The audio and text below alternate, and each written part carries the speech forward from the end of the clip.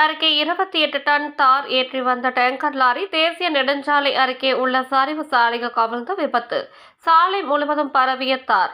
கும்பகோணம் பகுதியைச் சேர்ந்த கார்த்திக், வயது 38. இவர் சென்னையில் இருந்து ஓசூருக்கு 15 லட்சம் மதிப்பிலான 28,000 லிட்டர் தாரை டேங்கர் லாரியில் ஏற்றிக்கொண்டு நாற்றம்பள்ளி தேசிய நெடுஞ்சாலையில் வந்து கொண்டிருந்தார். அப்போது சண்டியூர் பகுதியில் வந்து கொண்டிருந்த போது ஓட்டுநரின் கட்டுப்பாட்டை இழந்து திடீரென தேசிய நெடுஞ்சாலை அருகே உள்ள சரிவு சாலையில் கவிழ்ந்து விபத்துக்குள்ளானது. இதன் காரணமாக டேங்கர் லாரியில் இருந்த தார் முழுவதும் சாலையில் பரவியது.